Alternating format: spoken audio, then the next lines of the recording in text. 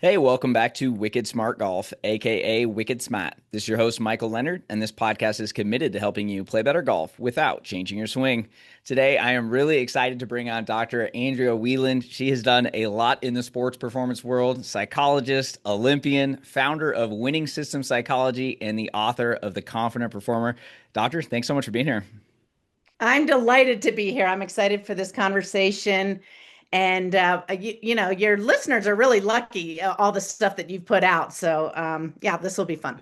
Well, thank you. I really appreciate that. And I'm so glad you reached out because once I started doing my research on you, I was like, wow, there's going to be a lot of value we can have for people on and off the golf course because the mental game obviously it doesn't just start when you pull into the parking lot. And I'm excited to learn from you. I got to talk about this background you have because it's definitely not one I've heard of before. And by the way, you're definitely the first Olympian we've had on the show. Oh, But I know you grew up with parents in psychology and psychiatry. So, like, I'm just curious how that shapes you as a kid with performance and just the mindset. I know my parents weren't talking to me about probably the topics you guys were. that's great. Yeah, we did have family council on Thursday night to kind of check in. Now, that was not always favored by us as kids, but having a dad who was a psychiatrist, he was very calm and very thoughtful. He had studied under Aaron Beck, basically considered the father of cognitive psychology, so that's pretty handy. Sometimes it was a little too much, maybe analysis at times. My mom was getting her master's in counseling psychology, so she thought the kids were going to be great practice dummies, maybe, and that wasn't always appreciated. But it made us a very psychologically minded family, and it did set the goal early for me that I knew I didn't want to go to medical school, but I knew I wanted to be a psychologist. So it's pretty great to know what you want to do early and then have a direction. Yeah, that's incredible. I can't imagine the early stuff. You're like Tiger's parents, they were talking about meditation. I feel like when he came out of the womb, and obviously his middle game turned out pretty good. So I'm sure you kind of used that early on. I know you played a lot of sports growing up. What was kind of your first impressions? Like how were you maybe attacking sports and the mental side of things early on a little different thanks to your background? Well, I was one of those very competitive, expected to win kind of mentality. I have a whole family full of athletes, high achievers. So when I was playing tennis and soccer at the time, and this is really how I was introduced to sports psychology. Is I slammed my racket after missing a shot in just a fun little game at the lake house. Like there's nothing, no stakes at all involved, right? And cracked and broke my racket, which wasn't good. So I had to kind of scrape together my, quarters and dollars from various things to help pay for a new racket. But with that, my mom gave me the inner game of tennis. From that point on, our family are readers, and sometimes I would not always be wanting to read. I wanted to go out and play and have a good time. But anyway, at least I found what I wanted to read, and all I did was want to read mental toughness books, personal development, self-development. So that really created a passion early for working on my own mental game because I had the big dream and goal of being an Olympian at an early age, at 6 years old, watching Nadia Comaneci. So yeah, that kind of all came together. That's crazy. Well, I'm glad I'm not the only one. I've definitely broken some golf clubs, and it's shaped this brand and and hopefully helped inspire. And honestly, they're pretty funny stories looking back on it when you can reflect. But yeah, in the moment, you don't feel good about it. What was that the last time we broke a tennis racket? That was it. You only get one breaking. With my family, I don't think they would have tolerated much more. Okay, But I get it. I yeah, but love it. yeah. So, what inspired you then? You said 6 years old. You were like, I want to be Olympian. That's an amazing. You went on to obviously achieve that. So, first off, congratulations. Second, what was that like showing up to your first Olympic Games? I mean, I just can't even imagine the sights, the people, the athletes from all the sports. I mean, tell us more about that. Oh, it was an incredible experience, but a long journey to get there. So, Nadia Comaneci, 76 Montreal Olympics. You start doing the math, you can figure out my age. But The part is that she inspired kind of a generation of Olympians scoring her perfect tens and wowing the world. So I just whispered softly to myself, I want to be an Olympian, having no idea what that meant or what it took. But then it was always be the best on the team, whatever sport you're doing, strive to be the best. It turned out that field hockey was available at the boarding school I went to, and soccer, they didn't have soccer for girls. So I had, it really takes a village. It takes a community of people to help you reach your goals. So really nobody does it alone. And my athletic director, who was also the head field hockey coach, knew the college system, but she also knew the Olympic developmental um, team. So anyway, or the Olympic developmental program. So she got me into that programming. So I had great success, high school, college, two-time All-American, went to the Final Four every year. So I thought, okay, just get to the next step, the US team. Well, I was cut not once, twice, three, four, five, six, 5 or 6 times. My family starts going, move on with your life. You have other dreams and goals. 7, 8, finally made the World Cup team. And then Atlanta, I was like, I have got to make the Atlanta games because they're in my hometown. So made that 94 World Cup team and then persisted on the team. And in order to stay on the team, I became full on committed to my mental game. Like I'm not leaving anything to chance. No rock, unturned. So yes, it was That's incredible to be in the backyard. Yeah. Wow, I got the chills just thinking about that. That is inspiring to, getting cut and you just kept going. And I think a lot of us can relate to that. It seems like to get to the highest level, obviously you got to kind of fail your way to success. What were some of those lessons maybe that you were telling yourself even early on? Did you ever doubt it, or were you just like, it's going to happen maybe a little later than I thought, but were you just kind of staying tenacious and relentless out there?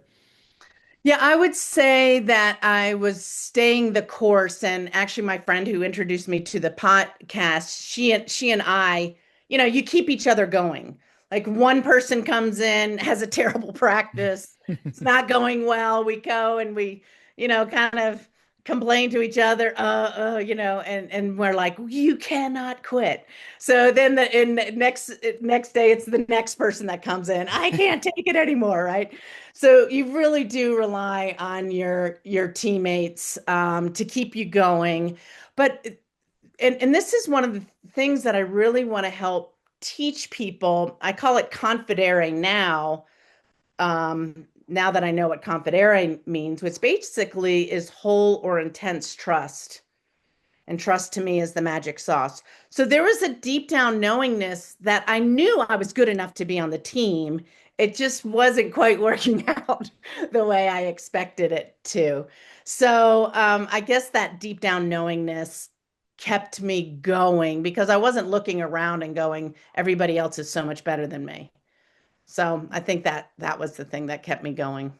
So when you finally were there and had achieved it, what was pressure like? You got just more fans than ever watching. You're playing, at a level that very few people will ever experience. How did all that, having to kind of fall and pick yourself back up over the years and, missing it, I imagine that made you probably one of the toughest people out there. What was it like? Did you finally feel like when you were there, it all kind of came together? It really did when I had my chance. So we were playing against the Australians. They were the number one most dominant team over the past decade. They won everything. So we were already down 4-0. I hadn't played the first half. And the coach turned to me and said, warm up, you're going in second half. So I was like, sweet, yay, the moment I've been waiting for. Yeah. I wasn't psyched that we were losing, but I was happy to go in and, put my skills to the test. So there was 25,000 fans, chanting USA, and it just gives me chills to think about. And I've never played it. I've played in front of a crowd, but not 25,000 people. Yeah. So all that mental training really, really paid off. And I ended up shutting out the Australians in my half. So that was kind of my gold medal moment. But my coach said to me afterwards, because she was watching me warm up at halftime and she was up in the stands, kind of giving, feedback to the coaches. And she's like, I was so nervous because you looked so calm. And, it was kind of like, well, I've practiced it in my mind's eye thousands of times. So I guess all that failure led to me building the trust in myself. Yeah. That's an interesting concept right there. Did you feel like when you got there, it's like you'd already been there because you've done it so many times in your mind before? I think so. And one of the things I told myself is I have played this game thousands of times. It's not new. This is, Hmm. maybe the surroundings are new, but I don't have to tune into that. I know how to play this game. Just, just trust your training, go in there and connect with your teammates. So if you're thinking only about yourself, right, then you kind of can increase the anxiety or the uncertainty or self-doubt. But if I'm talking to my teammates, I mean, that's what's different about golf. But when I have my teammates to rely on and talk to and get connected with them, then I get out of my own head. But we can talk about strategies Yeah, and no, that's how a to get great, your out of your own head. great perspective though. I mean, yeah, it's like you've done this before. I think like when you get in big moments, I was just in a 12-day golf bender of tournaments, and there was not 25,000 people watching, but there was definitely more people than I've ever had. And I kept telling myself kind of the same thing. I was like, this is what you've practiced for. You've played golf for 28 years. Like there's nothing like, and I just leaned into it, and I was like, this is exciting, and it's amazing how you can just shift your own perspective. And but like you said, it's almost like it feels like a new environment because there's new stadium, this many people watching, you're playing for your country, but at the same time, it's the game you've played for years and you've owned that craft. Exactly. I love Exactly. it. Not try not to make it a bigger deal than it really is. Yeah. That's fantastic. And then, what I really like about your background too is that you've walked a walk here too. I mean, you didn't just not that going to school and doing all the things to become the psychologist and all the other work, but you've actually done it. And I feel like that is so cool that you can then kind of have those personal experiences that you're already sharing here with us. And then somehow like, you get your PhD. I mean, whatever happened, it seemed like kind of as you're going through the Olympics, I'm like reading your background, I'm like, did this lady sleep? Like what? It seemed like you were doing a lot. I know you worked at the IMG Academy, worked with the University of Pennsylvania. Like what was kind of the next step then in your evolution and wanting to then teach this to others? Yeah, a lot of people thought I would go into coaching, but I really like performance systems. So, one of the things that I would say the key factor that helped us jump from 11th in the world, barely qualifying for that World Cup under another coach who was sort of the be all end all. We did the conditioning with her. Maybe she would talk about the mental game, not really. Hmm. Uh, Maybe nutrition, but she was kind of the whole thing. And then we got a new coach, and she talked about the team around the team. So that was a real game changer for us in terms of our performance. And it also made me think that's what I want to help oversee is the team around the team so the athlete has all their resources that they need to be successful. So, kind of first thing out of school is I started a performance and health center, and we had the medical, the exercise physiology, kind of like Olympic training center style meeting Mayo Clinic, and it was really, really cool.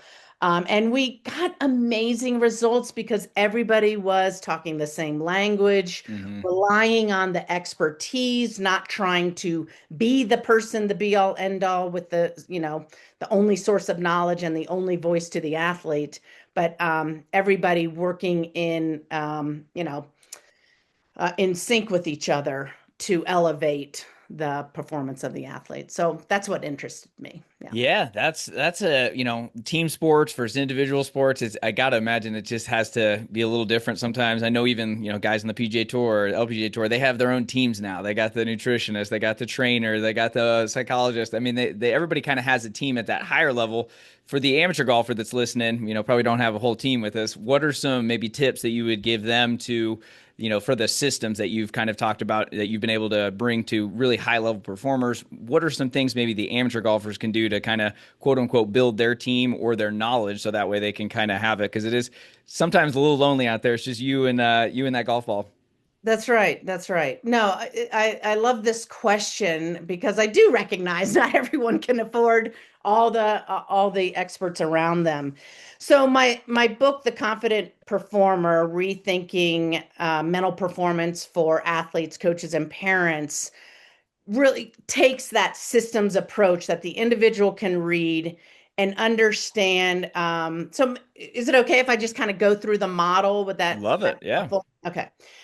So basically, it starts with the premise that we're all playing, or maybe you want to be interested in playing the ultimate game, which modern science and ancient wisdom would agree is we all want to live either a flourishing life or show up as our best, have our best version of ourselves lives, right? Like that's the ultimate. We all want that.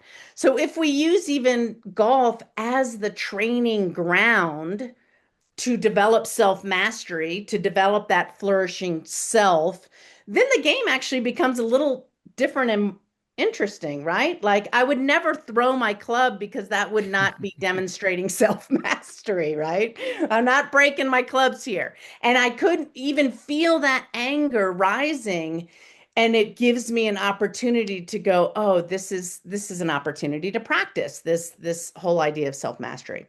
So we of course, I mean, what I created at Penn and at IMG, we worked on that team around the team, but we excluded the parents. Like they were just, parents aren't really on the college campus and the IMG kids are boarding. And so Hmm. we didn't involve them as part of the performance system. Well, I began to recognize more and more parents are involved. So they're either going to be a part of the performance system and play a role when we're in performance. Like, I'm not going to tell you how to parent. When you're in the performance system, we need you to have some roles and responsibilities Yeah. around that. And the ultimate common goal that I hope that the system buys into, most people think it's winning, and we don't control winning, but we can put ourselves in the best position to win. So I would say everybody, strength and conditioning coaches, administrators, swing coaches, whoever's around the athlete, that team, then the parent, then the athlete and the coach, if they all understand our common goal of having a positive sporting experience. There's not a single person who signed up to have a lousy experience. But sometimes when we focus so much on the winning, Hmm. that's what leads to tightness, and that's what leads to the blame game, or the shame game, or dismissing, and not having a good experience. So starting with the premise of a positive sporting experience, and then we can, when we smooth out unnecessary suffering or friction, then we have a chance to go out and win more, and the winning will come. So yeah, my model is basically a pyramid. The base of that pyramid is human first identity. And there's a lot of complexity within that, but let's keep it simple. Human first identity, middle part is whole person, healthy performer. Performance arises out of being healthy. And that doesn't mean just physically, but mentally, emotionally, spiritually. And then the top of that pyramid is the mental skills. So the confident performer, the four course mental skills plus one, which are basically the mental skills that world class performers consistently use. So I can dive deep into any parts of those, but that kind of gives the sense of the model. And if you flip it upside down, and the bottom is the point, and that's your human first because you haven't spent any time on your identity, Hmm. then you're on a very wobbly surface. So when things don't go well performance wise, you're much more apt to fall a lot further. So we That's want to build a solid foundation. Yeah. you read my mind. That's where I wanted to go first is identity. I love learning about identity, and I feel like that just holds so many golfers back. When I'm doing my mental coaching calls, is I'm just listening to how they talk about themselves and their game just to figure out, if a lot of times they have the skills, but they just don't believe it at a subconscious level. They haven't ever spent time, and they treat, a lot of males as well. Kind of, we're not into our feelings as much, and so we're not going to sit down and journal and do all these things. and do a little, self-reflection. So please share more about the identity and how that can be, like you said, kind of a wobbly base if we don't have that figured out first. Yeah, it's a really good question, and I think where people go awry is they think they're one single identity, but we're actually a multiplicity of identities. So in the book, I talk about basically four core life domain identities. One starting with leader self, kind of you're you're born of natural intelligence. I don't know what you want to call it, universal energy, just the fact that we're human and not a kangaroo or hippopotamus, right? We're a human being with these incredible minds, incredible gifts to be able to do a lot of things. That leader self that's connected to all the stuff that grows the grass and moves the animals, that same kind of life energy. So that permeates the other identities. But then there's the role, which is either parent, athlete, coach, team, or on the team. So let's just take athlete. But that's not your sole identity. You're more than your sport. And then your work or school, depending on kind of where you are in life, or maybe you're a volunteer, kind of how you're going to contribute, right, where you are. And then relationships. So who am I? Who do I want to be? What is my better? I call it better to best version because we're not always going to be our best, right? We're just not. So but we can at least strive to be better, a little bit better, right? So those identities, kind of naming it, labeling it. When you think about athletes, I love people who are fierce competitors, want to win, want to go out there. They see themselves at that. Awesome. But just don't bring it home with you and Mm. show up as a fierce competitor with your family or your friends. Nobody wants it. Nobody wants It's that. tough to shut it down sometimes. I mean, Yes. I would love to say I have tiger's tenacity. I don't have that, but I've struggled with that in the past though. I mean, so I know there's a lot of, I think golf breeds a lot of type A's, a lot of competitors out there at any level. So what would you say for people that, maybe do bring it home a little bit? Is it having a post round ritual? Is it, doing stuff off the course? What do you think? Perfect. So I think it starts with really identifying who you want to be, those choice identities in Hmm. those four major domains. I don't want to it's probably way too in depth, but I have basically four sources of how you begin to understand who you are, which includes kind of doing a personality type test. Oh, what are my patterns and tendencies? Hmm. Then I have the saboteurs, which are more your dark side, and understanding them as a part of you, not the whole of you. Hmm. But you got to address them because otherwise they're could be running the show. Mm. So we want to understand the parts of ourselves, and then our sociocultural identities, which is more around our affiliations, how we view ourselves based on who we're hanging out with. So those are the kind of the sources that we have that we can get clear on what do I want to take with me and what do I want to turn down the volume on. Mm. So in the case of this fierce competitor, yes, it's pre performance ramp up to almost like that alter ego. Maybe you've heard of the Hmm. alter ego stuff. Perfect. Let's do it. Lots of very successful athletes have alter egos. And then what most competitors forget to do is have their ramp down period, Mm. right? To come back to maybe do their evaluation, maybe then and there, or maybe at another time, post performance routines on kind of what went well, what could have gone better, and what am I going to do in practice to work on getting better. But I think having that ramp down period and getting the especially if it's a frustrating round, getting that stuff out of you, and then going into who do you want to be in relationship? Do I have my spouse or my family or my friends, who care about me and support? How do I want to show up for them? And so then you're kind of shifting into that. Does Uh, that make sense? Does I that? mean, it's like you're talking to me though. I mean, Okay. I feel because I've been there. I've been there so many times, and I know a lot of golfers have, especially if you have like a terrible 18th hole, and then like don't have a long drive home. It's like 10 minutes. And by the time you get home, you haven't even processed it yet. And you're still like pissed off and there's been no kind of ramp down. So I want to learn a little bit more about the alter egos too, because I obviously it just reminded me of the Black Mamba, rest in peace, Yep, Kobe. got And, it. a lot of athletes have been able to channel that. And I actually talked about that in my second book too, is to create that sometimes and be able to kind of use it. I didn't talk about it in terms of the dark side, like you mentioned there, but I'm curious to know on like how you kind of create that alter ego and how that can help you, but then how do you kind of shut it off? Yeah, so I mean, it's definitely a process, and it's not.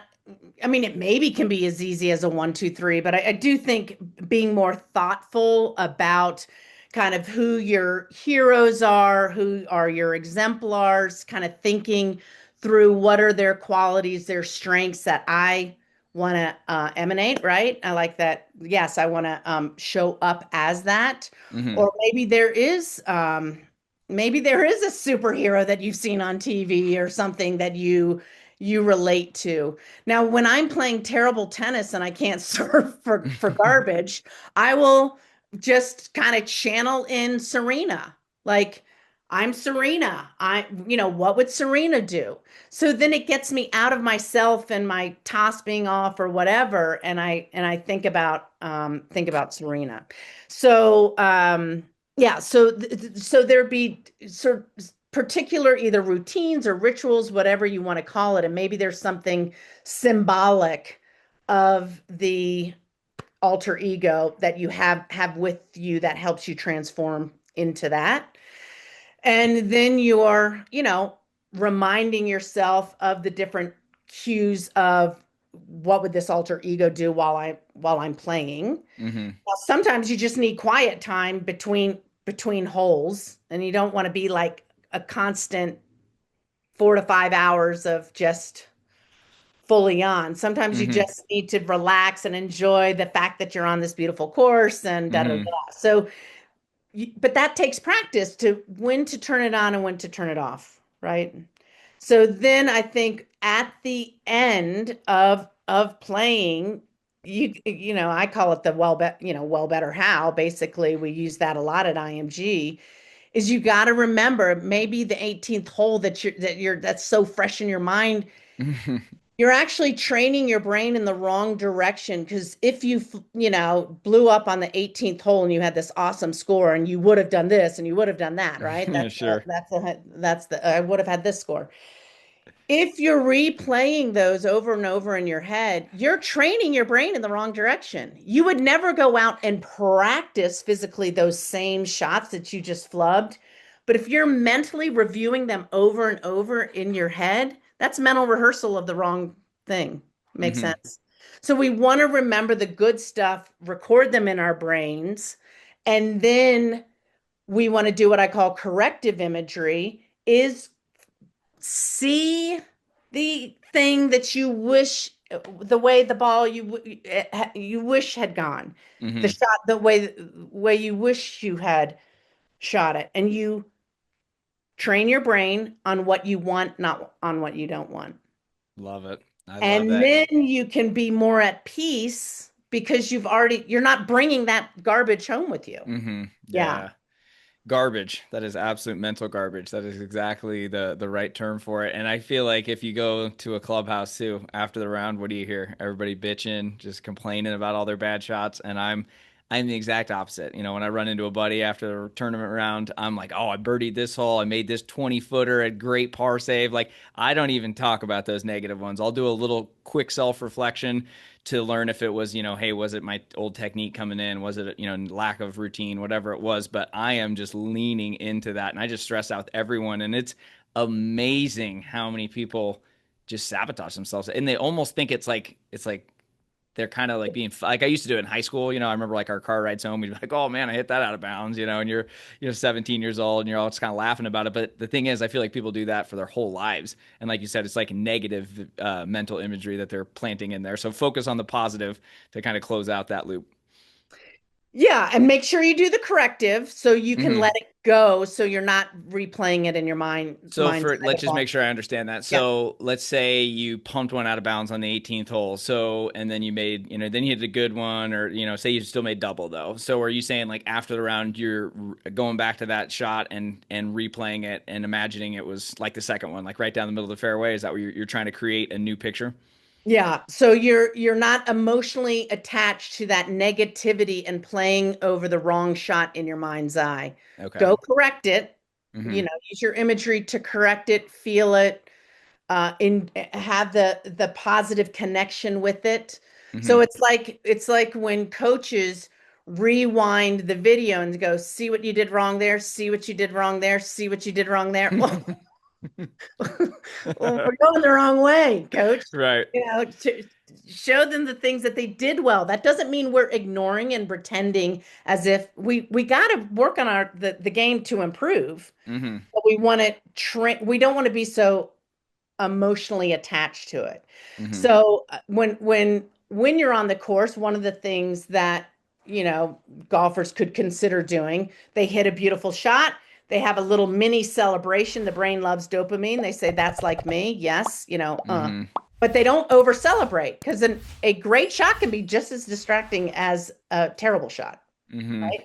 Like now you have expectations. Well, every shot should look like that. It's like, no, wait a minute. Whatever shot that was is done. We're now on this shot. Yeah.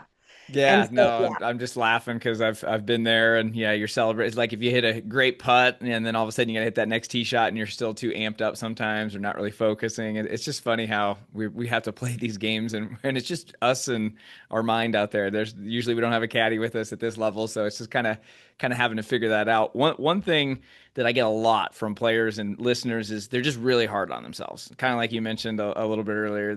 We tend to relive the bad shots. So what would you say to someone that they're like, man, I'm just beating myself up all the time? Like, how does that start to improve? Is it questions after the round? Is it off course? Doing some evaluation? Is it the identity? What would you say if people are just beating themselves up? all of it. But yeah, I would start probably with what I call the 80-20 rule, which is when you're evaluating your round, 80% should be focused on what you did well. Mm, You have got to find it. Just find it. And then 20% go into that corrective routine. But yeah, I would probably back us way back up. Start with that human first identity is how do you want to show up? Like, what's been the cost of you doing this whole inner critic? That's one of the saboteurs, right? The mm, inner critic. So I'm saying to them, I'd be talking to them to say the inner critic is part of you. It's not the whole of you, right? The inner critic is actually trying to protect you. It means well, it's just lousy at its job.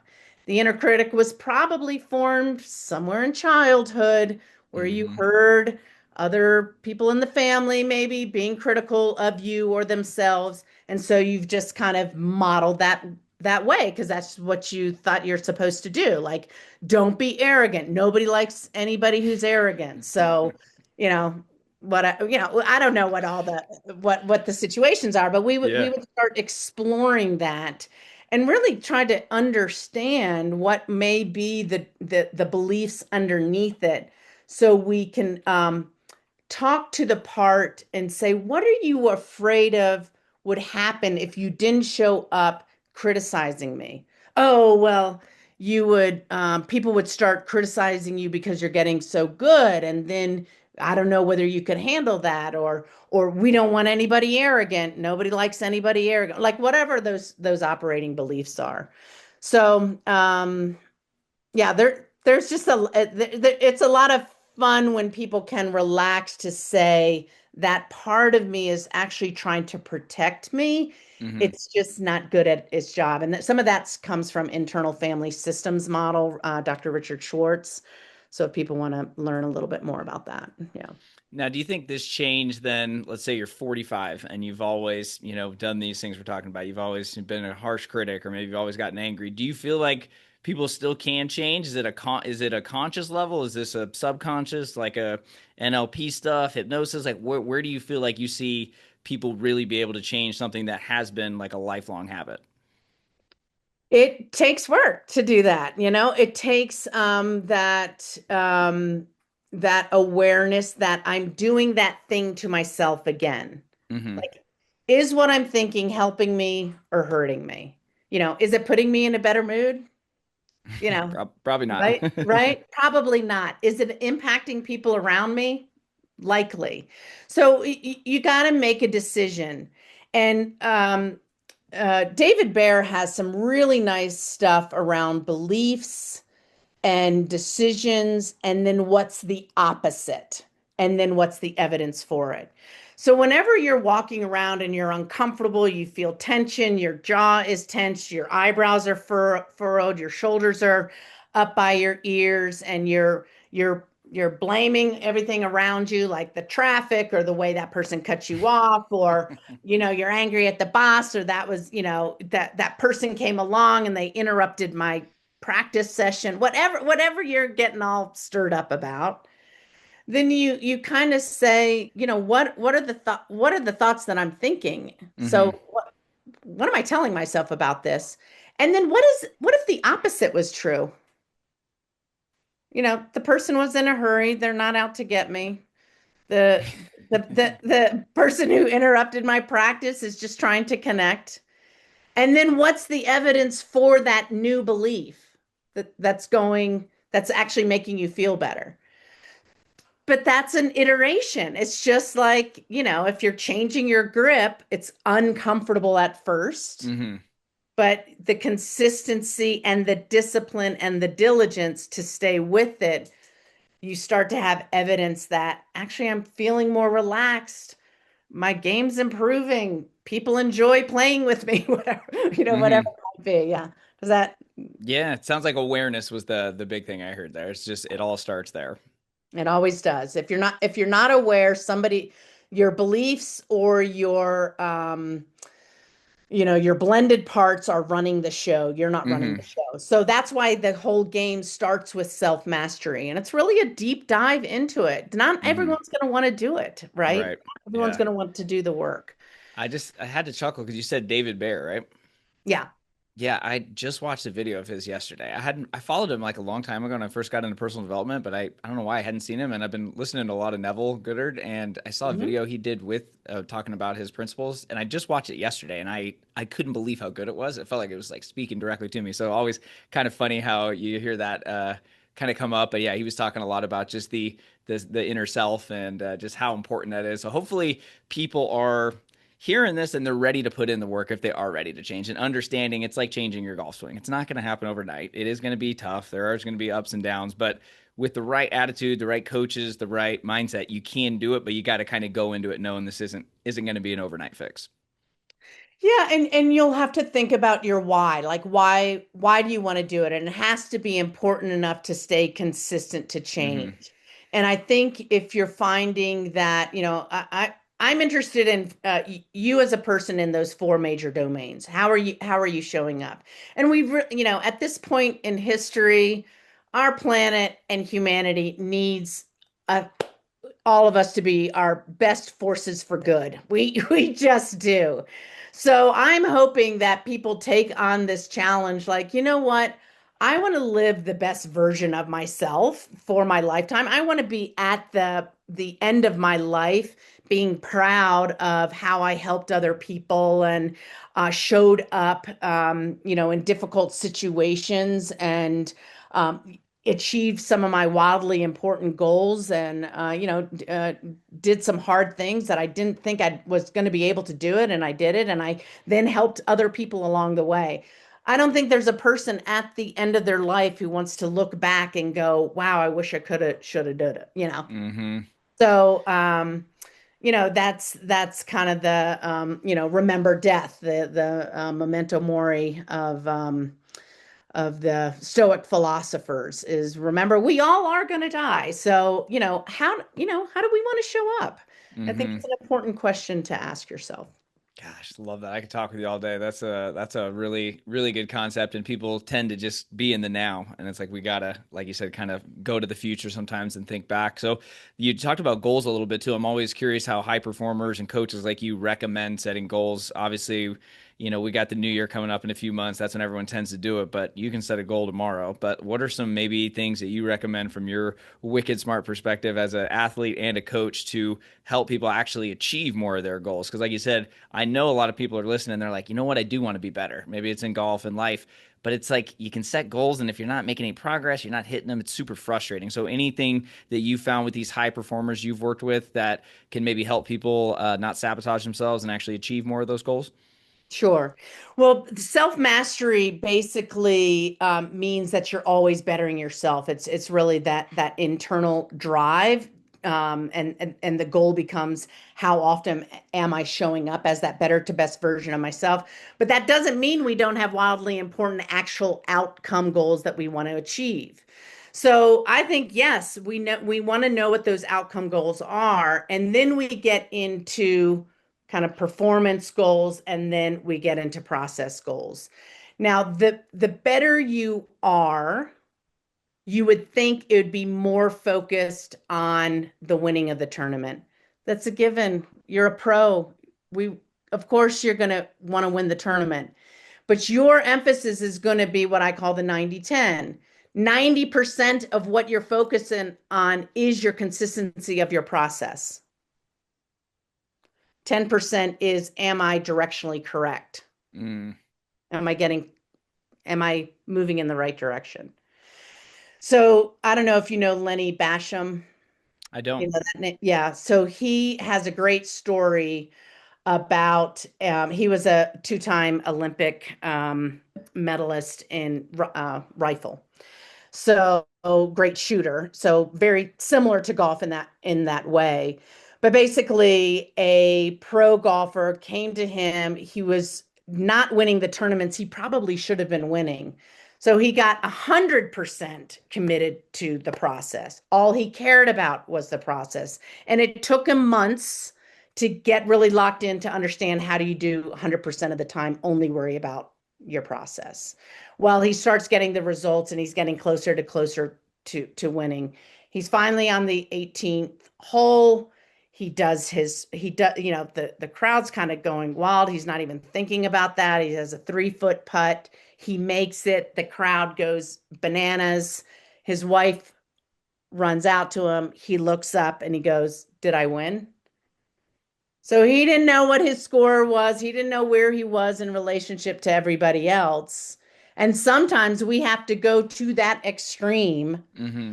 to let the wins start coming, as opposed to this 3-foot putt means I'm going to win or lose. Well, that's $1 million putt suddenly, as opposed to just another putt. Mm-hmm.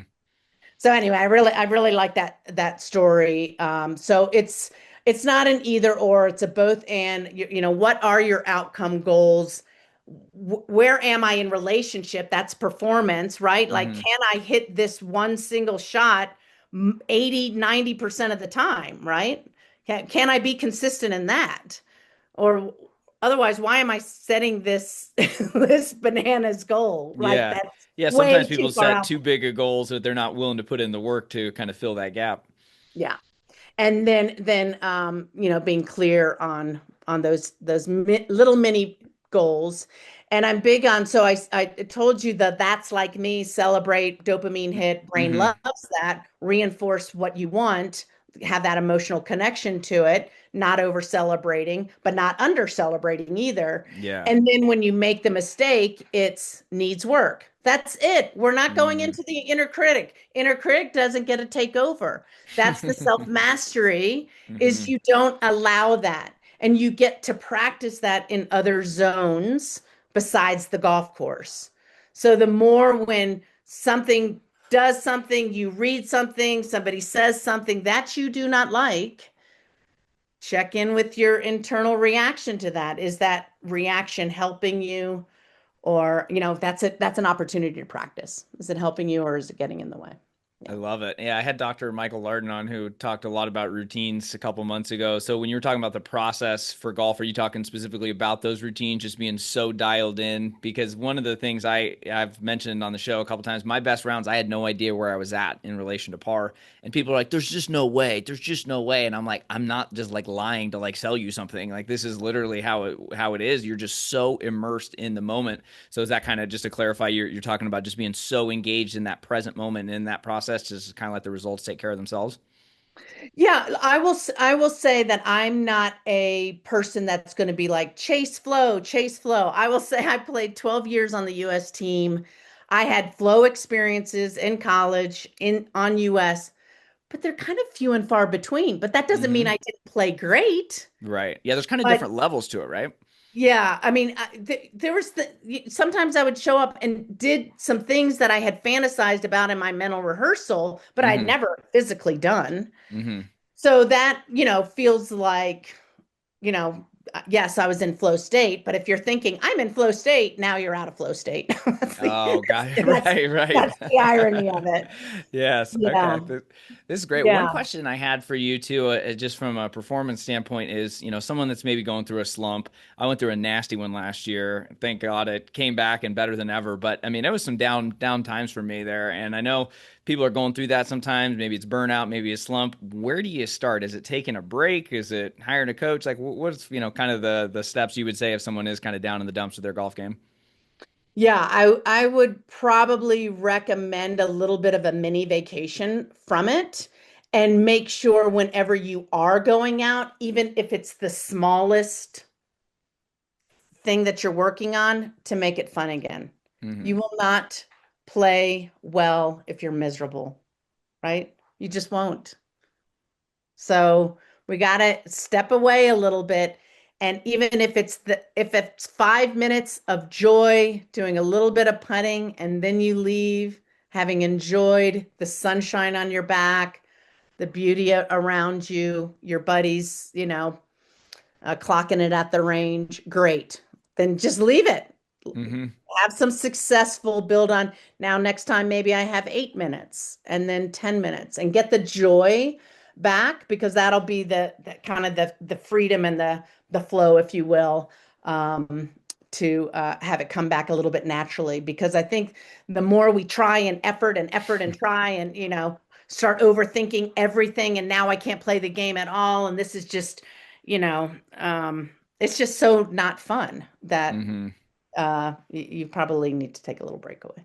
I love it. From that is honestly one of the things I did too, and I just started having fun going to play with courses I really played well at, going to play with friends that were positive, family. Just like when you start doing that, it really does start to free you up. But it's like sometimes you're like, oh, I want to go to the range for 2 hours and figure it out, and then you're just pissed off even more when you leave. So I'm glad you brought the mini vacation up. I think sometimes we think more is better, but sometimes a little recharge is what we need. Yeah, I'd love to build on that a little bit. I worked with two baseball players. I think it's sort of similar when you're kind of at bat. Hmm. You're and what they were doing, both of them, one was a pro, one was a college player. Um, we instituted deliberate practice. So we were much more about quality so they could figure out what did work. They weren't overtraining where one of the athletes was getting some injury because he was so tight and he Mm. was doing so many reps. So I think one of the things that golfers can take from that is learning after every shot, as opposed to I'm going to go out and hit 100. Well, you don't Hmm. even know what works now, right? Like you just don't. Like what? Wait, what did I do that time that I hit the ball? Well, I don't know. I don't know. Who can remember it all? So if Hmm. you're very specific and deliberate with your practice, I'm taking 8 of these and I'm looking at every part of it and what I'm learning and how the ball lay and rolled and landed and all those kinds of things. Now you have a chance to learn to get your brain to remember what it is that you did to get the result that you wanted. Now you can repeat that. But if you're out there slogging away for 2 hours and you're not really paying attention to what it is that helped you learn, well, those two athletes went on to break all their records in offensive stats and got, you know, one of them got the, what is it, the Butch Posey or whatever it was, the catcher of the year, and he was a home run king at Nice. his college. So, you think, well, I'm not doing enough. I'm not doing enough. No, Hmm. quality over quantity. You're going to learn so much more and be able to repeat it. Yeah. Gosh, I hope everybody hears that because I go to the range and, I'm guilty of it sometimes too, but I try and be a lot more intentional and slower. And I'll just watch guys just rake ball, rake ball, rake ball, be pissed off, rake another. I'm like, what are we doing now? We're just making it worse and it doesn't look fun at all. No, no. Well, you're giving tons of wicked smart advice, so I'm excited for a lot of players to kind of get into some of this stuff. Before getting into some of my last questions here, what are you working on now? I know you got your book out. I know you have your own company. You got a lot of coaching you're doing, but what else are you coming out with, and how else can golfers connect with you? Oh, awesome. Thank you. The thing that I'm probably most excited about because it feels like what I've been wanting to formulate wherever I go. So it's now an online community called the Confident Performer Academy. And that's where there's programs for parents, for coaches, for athletes, for team around the team members. I think it's mostly going to be parents, athletes, coaches, but they now get to talk the common language of the confident performer. So parents get to work on themselves. How do they show up as the best version of themselves? What are their identities? And then how do they play their role in the performance system, right? What are their roles and responsibilities? Same with the coach, same with the athletes. So then being able to have, the online courses, but also phone calls and coaching calls where they can all learn from each other. Because look, yes, I'm an expert on in some ways, but I'm in constant learning. I get to learn from lots of different people, and I think that's what makes a community fun. Because I might say it one way, somebody else says it another way. It's kind of the exact same concept, Yeah, but they hear 100%. it. They hear it differently from somebody else. So Hmm. perfect. I don't care. I don't have the ego that it has to be from me. I just want people to enjoy sport and reach the highest levels that they want to go to. Yeah. I love it. What's the best place people connect with you? Social media, website?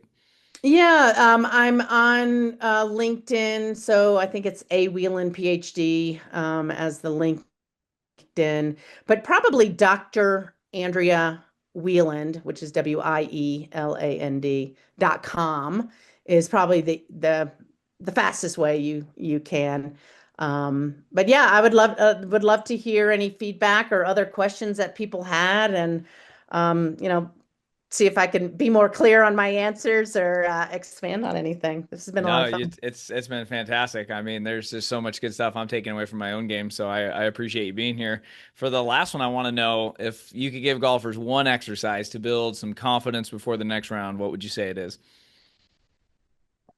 The number one mental skill that I teach is breathing, which may sound ridiculous, No, but it's no. the fastest way physiologically to get your body at ease and your mind at ease. It's that mind-body connection.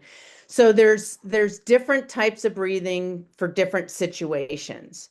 If you're feeling tired, you're going to emphasize the inhale more, kind of Wim Hof style. You're going to breathe in more and just let it go. Where the if you want more of a relaxation phase, you're going to have a longer exhale, stimulate the parasympathetic response system. If you need to let it go, you can use your breath and actual either an imagery or kind of a physical letting go or physical pitching the rock of the mistake instead of carrying it in your bag or in your Hmm. backpack to uh the next shot or the next hole, kind of pitching and letting go with a hard exhale. So I think the more you're able to properly breathe, which helps the health of your cells, but it's also I would call it the number one performance skill. Yeah. That's fantastic. Is there a certain method or app or system? Like, where did you, or what do you like recommend for people? Because, yeah, I had a breathing expert on about a year ago, and we realized how bad we all breathe when he was giving us some stats there. So we haven't really been taught any of this stuff. So, any kind of resource or book or app that you found to be helpful for people to kind of understand the different ways to start breathing? Yeah, that's a great question. I'll point you to a resource. Patrick McKeown, I think is how you say it. I think he's Irish. But he has the oxygen advantage. He talks a lot about just kind of breathing for health and breathing for sleep and that kind of thing. And he has actually the hardest one, the Buteyko method is really hard. It Hmm. is the hardest. But anyway, Wim Hof is a good one. Um, Kind of just any kind of the yogic breathing. If you go to some yoga classes, and Mm-hmm. any yoga teacher should be able to talk about pranayama and other kind of kalabate breathing, other kinds of breathing. But the point being, when we're uptight, when we've made a mistake, we tend to hold our breath and then we create tension and then we wonder why, we're over gripping our clubs. So, the breath work becomes really powerful in those moments, but it also is part of the ramping down and going into the next situation, whether that be work or whether it be at home, using your breath as part of your self mastery. It's good stuff. That's a good tie into what we said earlier too. I love that. So yeah, using breath after the round. Well, tons of great stuff. I really appreciate you reaching out and being on the show. I learned a ton today, and thanks so much for all you're doing for athletes around the world. Well, I'm delighted to have been a part of it. Wicked smart. I have played with a lot of Bostonians, so very, very fun to be a part of this. So thank you, Thank you Michael. so Keep up much. the great work.